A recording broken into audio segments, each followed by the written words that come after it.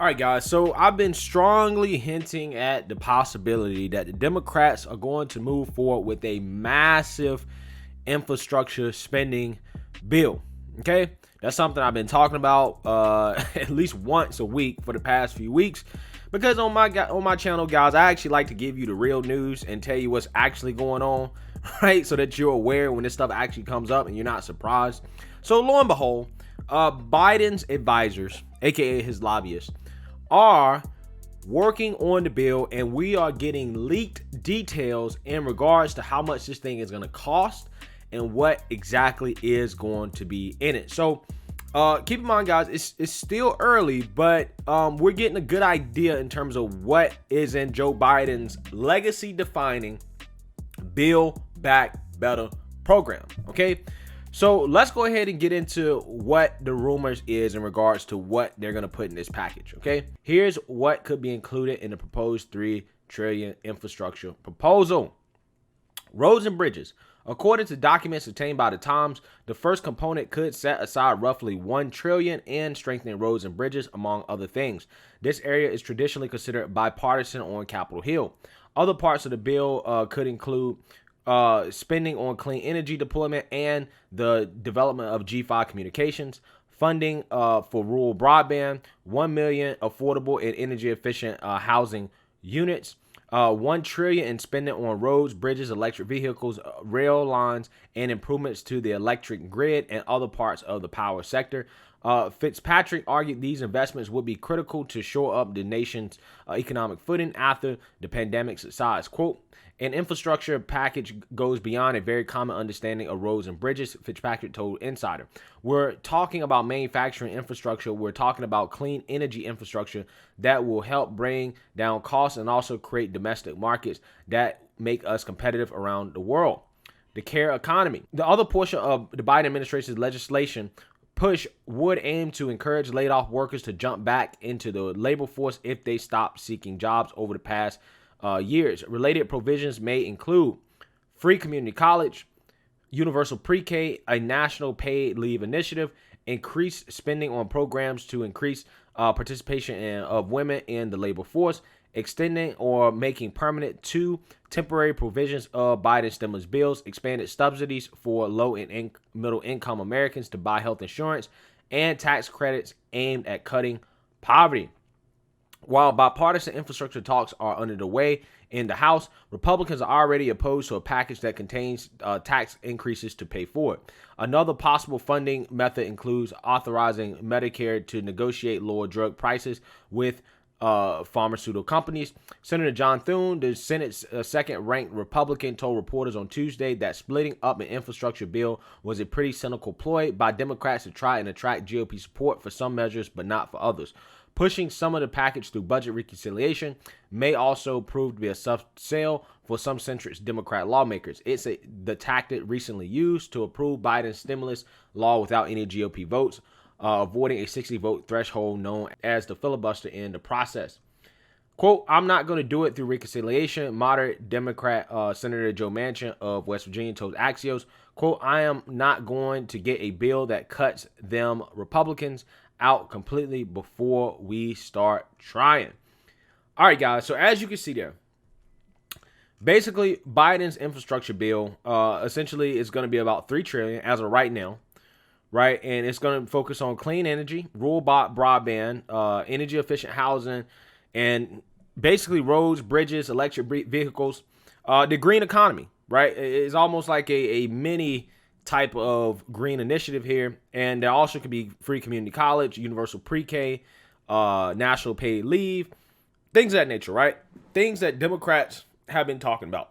Now, obviously, a lot of this stuff is not going to make it into the bill. One of the most important parts of this thing that you guys are probably wondering is, okay, another $3 trillion that we're spending, how are we going to pay for it? Now, obviously, it was alluded to a little bit in this package and in this article in terms of how the Democrats want to pay for it. But let's look a little bit deeper here. As Joe Manchin says that the Democrats should pay for infrastructure by raising corporate taxes. Okay.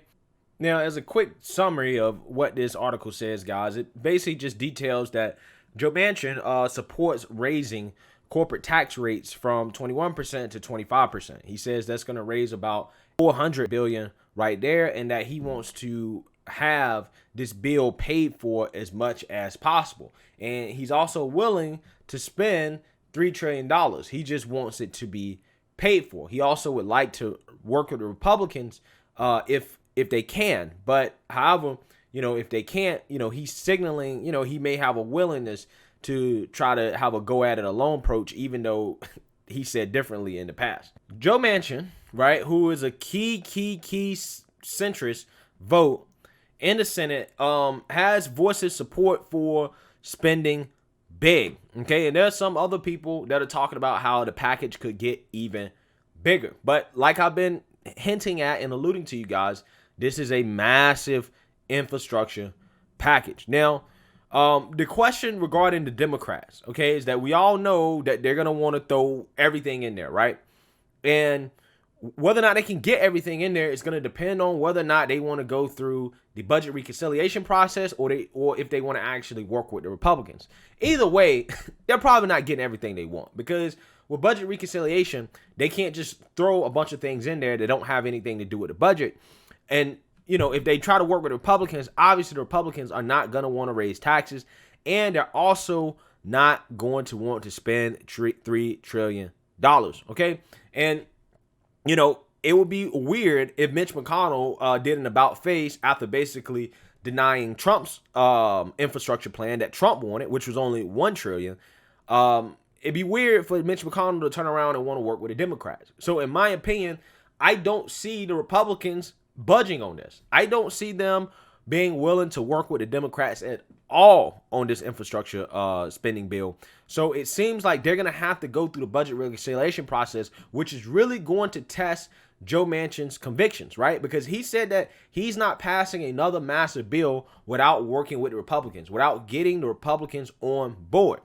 And like I said, Mitch McConnell didn't want to work with Trump to do an infrastructure bill. It would be really weird for them to all of a sudden want to do infrastructure spending with the Democrats, okay? Especially considering how they don't have that much influence or control over their legislation, at least as much as they did under Trump.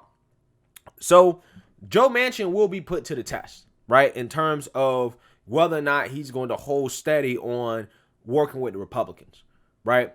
Now, again, I personally don't think the Republicans are going to hop on board with this at all, right? I think that they're going to just do what they did with the stimulus package, okay? But I don't necessarily think that is a good thing politically for the GOP, okay? And the reason why, guys, is because infrastructure is a bipartisan issue. This is something that Trump ran on, okay? That was one of the promises that he made that unfortunately he couldn't keep because the Republicans wouldn't let him keep it, or Mitch McConnell wouldn't let him keep it, is improving America's infrastructure, okay? And it is vital that we do that in order to keep up with countries like China, okay? We do need an infrastructure upgrade.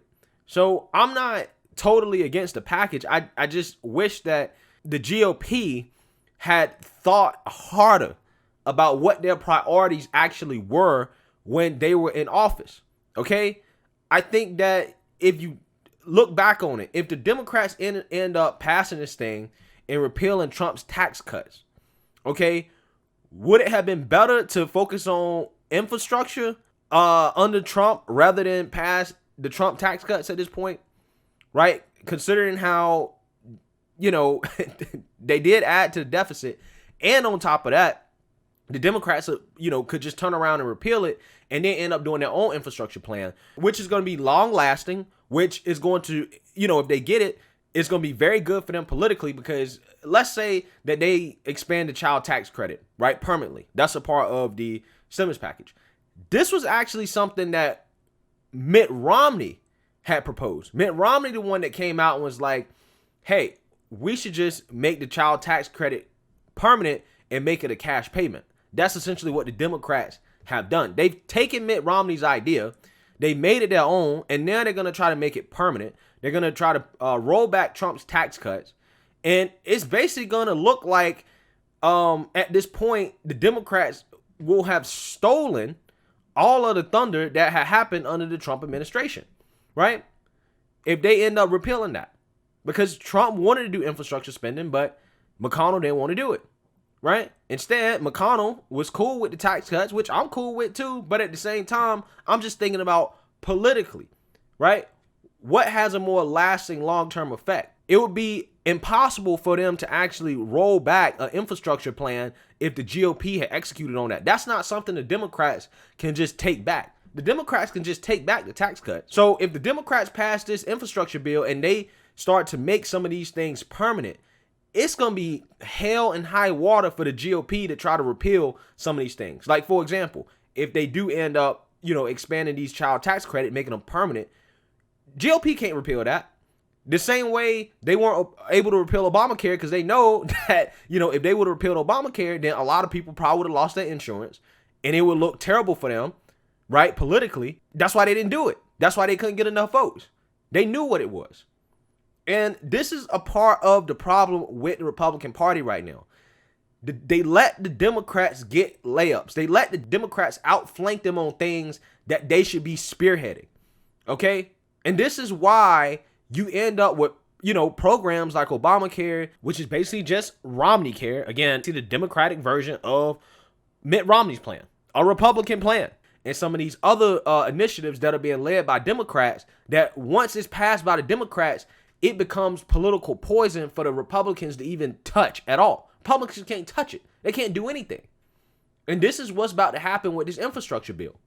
Okay, like Trump. Trump was in the process of making the Republican Party the party of ideas, the party of having their own proposals. Obviously, the Republicans weren't on board with all the things that Trump wanted to do, but that's the great thing about Trump. Okay?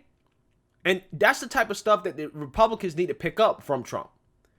Now, obviously, it remains to be seen, for those who are worried about the debt, which everybody should be at this point, because again, they're about to spend another $3 trillion. They add another $3 trillion. Now, Democrats are saying it's going to be paid for, that this one is going to at least be paid for in part by increasing taxes. So, it remains to be seen whether or not it'll just be on rich people or whether or not it's actually going to be in the middle class, because they could pull this trick where they could, technically not increase taxes on the middle class, but they could take away deductions, right? They could close up some of the things that allow people to reduce their taxable income, right? Without technically increasing your tax rate, they can make it so you can write off less things, right? That's a part of how the trick kind of goes, because I don't believe that the Democrats are just going to fund this by taxing the rich. I don't believe that for 1 second. I think they're low-key going to find a way to try to tax the middle class in order to fund some of this stuff. Okay? But, at this point, can the GOP afford to go through another bill in which, they're not a part of it, which they're not taking any credit for it passing? Because these things are going to be permanent parts of our infrastructure. Okay? These are going to be permanent parts of this country. And again, you're going to give the Democrats credit for doing something that is going to be long lasting. And then once again, the GOP is going to be sitting there looking like, okay, what are you guys doing? And I just don't think this plays well into 2022. I don't think it plays well into 2024.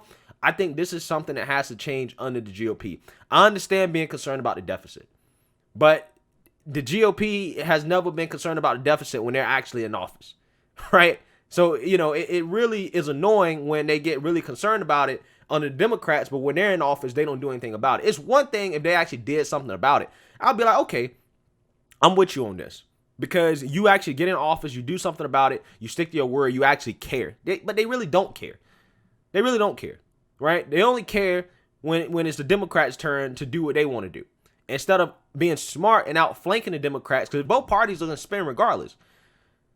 You're better off making some long-lasting changes that can't be repealed, that can't be outflanked, and having some things in which you can look up and say, listen, the Republican Party is responsible for all these new roads.